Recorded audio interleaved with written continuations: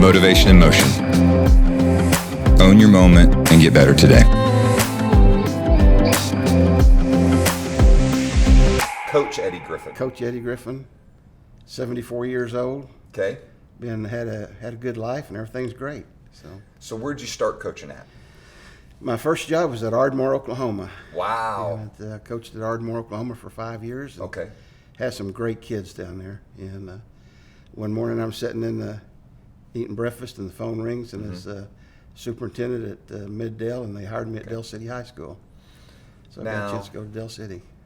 You have any stories from Ardmore that you would share about maybe a young man you coached and something that happened down there before you got the opportunity at Mid-Dale? Yeah, Ardmore, there were some great kids there. We had 5, 6 kids that went on to college, wrestled at Missouri and Oklahoma State. And Daryl Bergman went to Oklahoma State, and all of them have been successful in life now. And one Mike Pollock, he lives in Hawaii now, and all those kids, just very proud of all of them. That's great. Now, Dell City, you got to coach someone that most Oklahomans would know. So you talk a little bit about that? Yeah, John Smith. Okay. Yeah. Well, I coached him when he was in the 9th grade. Okay. And it's what I tell everybody, he was a 6-time world champion and 2-time national champion. Mm-hmm. When I coached him, he got second in the state. But he was in the 9th grade, so that's it. You were preparing him. I was preparing. He just needed to fill that one loss before all of the success. Yeah, it's okay. And John, we've got a great relationship. I've been very proud of him, and his family is great people. What are some of the stories that you remember about your time at Dell City and just the opportunities of someone like John Smith, right, who's coached at OSU for decades, and obviously everybody around here knows his career. Yeah. What are some of the stories you remember? Oh, there's some great stories. When I went there, the wrestling room was upstairs above the gym, and a little bitty, probably a room smaller than this, and we had the opportunity to move it. And so just the help from the superintendent and the principal and those kind of things to help us develop the program. And there was a lot of kids. I got to tell you, Tom Moore, the coach at Kerr, okay, did a great job. Sent some great kids. We would have never been as successful as we were without those kids that Tom Moore had an influence on. That's great. Now, after you get done coaching there, where do you go? Well, I went to Central State. All right. Yeah, I remember sitting we're sitting in there eating breakfast, and the phone rings, and it was Bill Lillard from here, and offered me the job, and I said, well, that was a surprise to me. So okay, had a chance to come to UC or Central State at the time. And it was a great move for us. It's great people and good times. Now, how long were you on this campus? I was here only for 4 years. 4 years, okay. And we won the first national championship in '79 okay. of the university in wrestling, and then we won 2 more, and then I had a chance to go to Clemson. Okay. And went out to Clemson and coached out there for 10 years. And I heard you had some success out there too. A little bit, yeah. We had some great kids and had an opportunity to recruit all over the country. And the thing that I found is the kids at UCO or Central State at the time, and the kids at Clemson, kids with character. You recruit kids with character and good home lives and good support, and they always seem to do pretty well. Now, who followed you here at UCO?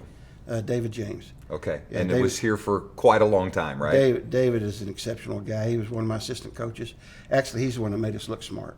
Because he was a 2-time national champion. Now, Coach, we've talked about that. You come to the couch, you have to at least take some credit. I've always heard, if you can't coach them yourself, then just find people that are smarter. Clearly, you could recruit. There you go. You recruit Coach James, and what people need to understand about this conversation is I'm a UCO Bronco, so Coach James was here when I was here. There is a ton of championships run around and a ton of All-Americans that have come. That, to be honest, Coach, that you had a large portion in starting. Yeah, I'm very proud of that. The evolution of the wrestling program here from when I got here and that first year when we won it was just awesome. I can appreciate your humility, but what was it that you saw in Coach James that made you want to get him here and coach with you? DJ, just heart. And, wow. His heart and his work ethic and, his character. And same with Ronnie James. Ronnie was a 3-time national champion for me. And, that James family was kind of like the Smith family, just hard-nosed and good kids. And, they were dependable with character and if you ask them to do something, they do it, and they worked hard. Yeah, DJ left quite a legacy, and I I knew to stay away from the wrestling guys when I was on this campus. They were as hard nosed as anybody. Yeah. The grit was about them. So, and then after Clemson, what happens? At Clemson, I was sitting at the office one day. I'd been out there for 10 years and getting older, and kids are getting older, and families getting older, and I get a call from Vern Moore, the assistant superintendent or deputy superintendent, Oklahoma City Schools, and wanted to know if I'd be interested in coming back to Oklahoma City as the AD at Oklahoma City Schools. Right. Yeah. So it's just, and then your path from there goes back to here. Well, I went from Oklahoma City Schools to Northeastern State. Okay. And Okay. coached was the athletic director at Northeastern State, and we won a national championship in basketball there. Larry Gibson did a great job coaching, and again, we just had great people to be around. So, Yeah.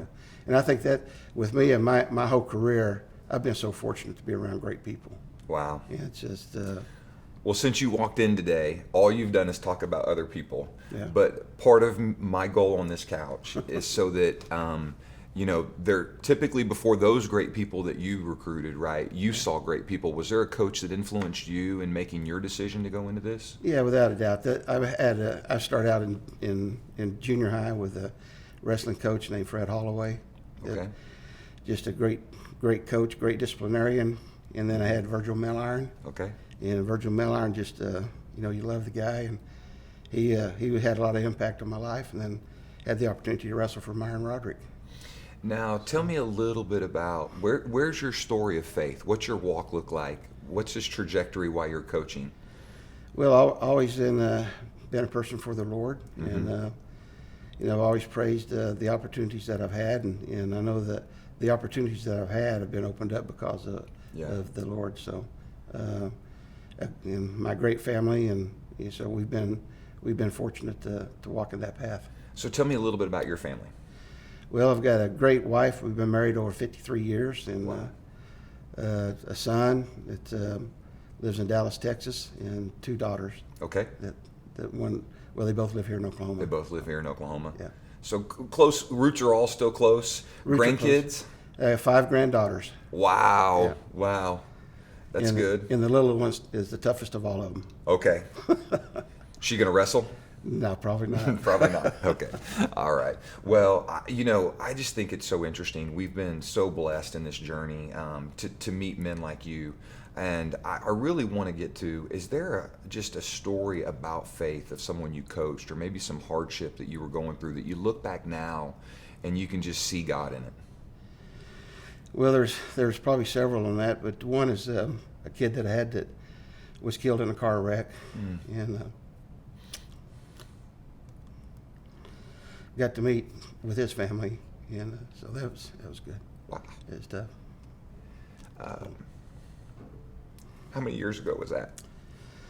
That was when I was at Clemson. Wow. So he was a kid from Pennsylvania. And, So 20 years ago, Yeah. 17, 20 years ago, and here we are on a couch crying about losing him. yeah. I can't imagine what that conversation was like, the family. It was hard. They were a great family of faith, and he was a good kid and great kid, and just one of those things that happened. So. What did the impact leave right then, right after that loss? Where could you see God in that? I could see him in their family, and the way they accepted and moved on, and Wow. They were just an outstanding family. Now, you were supposed to come in here. We have UCO ties. We're supposed to be crying here, and so I'm gonna completely blame you for that. That was not on the schedule today. Yeah. Okay. I hadn't thought of that in years. It's just crazy that's the thought that God pulls out in this conversation, and that's what's been such a blessing to me to get to meet people like you. And I know we've kind of had interactions in through the years, but most recently, before you retired, you were athletic director here Yes. at UCO. Yeah. And so all the great improvements to this stadium and everything that's gone on here happened in that time, right? I was fortunate to be here when a lot of good things happened. Yeah. Got to be part of building this building and other stuff going on. They've continued on since then, and has some great boosters. Chad Richardson has been a great donor and a great person, and he's a good guy. And the connection is UCO wrestling, right? UCO wrestling, yeah. Right. So now he didn't wrestle for me. He wrestled for DJ. For DJ, okay. So but you got to know him because you had obviously stayed in contact with DJ. Yeah. You guys were close, I know, for years. Yeah. And he probably had a lot to do with you coming back. And who recruited you to come back and be the athletic director? Well, at the time, I don't remember. I was at the Oklahoma Sports Hall of Fame. Okay. As the president of the Hall of Fame at the time. Mm-hmm. And I just got a call from the president's office, and I came up and met with him. And actually, he was asking more questions about. I think he was looking for information on other people and stuff. Okay. And then it just kind of turned out that they offered me the job, and wow. I said, "Dang, maybe I should do that." So. What did you think about that? I mean, obviously God opened that door, right? Yeah. You didn't even apply for it. Right. Until real application took place, right? Yeah. But you're taking a phone call, you think, to help him find other people. Right. Right? And now, was it nice to finish that way at this place? It's been good, yeah. Uh-huh. I just wished I was a lot younger now. But Don't we all? yeah, no kidding. Don't we all? Yeah. I love coach phrases. You know, I think one of the coach phrases, "Father Time's undefeated." There right? you go. I Yeah. had a coach say that when you play a skilled position, and as you get older, you're like, you cannot run like you used to. Yeah. It's time to hang him up. Yeah. Yeah. So, any questions you have for me by chance? No, you played football here. I did play football here. You played for a great friend, Gary Howard. Yeah. And Gary was a good guy and good coach. And Yeah, Gary was really good to me. I always tell people, I say the same thing over and over again. It was a dream. I walked on, earned a scholarship at the University of Oklahoma, and then I knew that the good Lord didn't want me there anymore, and so I came here. Yep. And Gary took in a guy. One of my favorite Gary Howard stories is, you'll like this as a wrestling guy. Gary never, I don't even think he cared if we ever threw the ball, right? He just wanted us to win, and he was a big run first guy. But Gary would mention me in the press conference if I blocked well. Yeah. Now, what kind of head coach is worried about a receiver blocking? Yeah. But that was Gary. And so I'll never forget my dad calling me. He's like, "Hey, you were mentioned in tonight's news clip." I was like, "Oh, really? I caught 2 touchdowns." He's like, No. Gary talked about how you'd blocked on the edge for him." And I was like, "Okay, typical Coach Howard, right? Yeah, Offensive Coach line guy, D guy. He was a D coordinator, and then when I was here, he coached offensive line and was a head coach. Yeah. And so he would put all of his money in those big men up front. Yeah. And so I always teased Gary. I always said, I might not have been a 2-time All-American, but for what you paid me, I think you got your money's worth. Yeah. Yeah. And so I always tease Gary about that. Yeah, I remember us being up in the field house, and Gary was down the hall, and we'd always kind of talk a little bit, and he was for real. He was a good guy. He was great, right? The one thing I remember about Gary was just the consistency. Yeah, right. That's Gary was just Gary. Win, loss, it was just who he was. Yeah. Right. Is there anything that if you could tell a coach that's coming out today, and they're frustrated with the world, right? They have a whole different set of problems compared to when you were coaching. Yeah, I right? couldn't do it today. You couldn't do it today. What would you encourage them with? What would you tell them to get better? Well, just keep the faith and work hard, and hard work pays off, basically. And just character means a lot, and I always had those kind of things out to kids, and your expectations. Have high expectations and expect to win, and just do the best you can do. And I always tell them to play hard, have fun, and do your best. Yeah. So it's. Did you those same attributes that you have and you talk about? Did you attack life like that? Do you still do that today? Yeah, basically. Uh-huh. I'm just kind of boring, same guy. That's not boring, Coach. Again, we promised you're not going to pick on yourself today, right? This is one of the promises of the couch, right? Yeah. It was interesting. I got to talk to a friend yesterday who was a first-round draft pick and for the Yankees, and we were talking about how men and ladies of privilege, we self-doubt ourselves, right? And here you are, all these years later, with all this legacy. When we release this, there's going to be so many men and women that you impacted because of coaching, right? Yeah. And so that's why we're doing this. Yeah. And so I just appreciate you taking a phone call. If you could, would you share maybe just a moment of an athlete and their faith and what you saw in them? Maybe just pick one or two. I know all the years, but if you could think of one, I'd love to hear a story about an athlete you coached and their faith. Well, I know I had a kid at Clemson, T. Tom Salisbury, just a good kid, a hardworking kid, a man of God, and always worked hard, always showed up. And he was one of those kids that's just dependable. And Wow. I think a lot of kids gravitated to him just because of who he was and the leadership that he gave in them. So as far as an athlete, I think he was probably one of the leading ones. Yeah. What did he go on to do after? He lives in South Carolina. He has his own business, and Okay. he's done very well. He's still leading, huh? He's still leading. Yeah. Wow. I heard you were quite the high school athlete. So tell me a little bit about what you did to have those accomplishments, and then some of those characteristics that you think you carried into your coaching. Well, I think a lot of it goes back to the days with my dad and Okay. how hard he worked. And my dad was 100% disabled veteran, and bought a truck, and we moved furniture, and that's what we did for a living through my junior high and high school days. And I think just having my father's leadership and the way that he approached life, and he was always, there was nothing, I don't think he ever had a down day. He was just always positive. Wow. So, Now, what were some of your accomplishments in high school? Let's hear them. Come on. well, I don't know that I played football.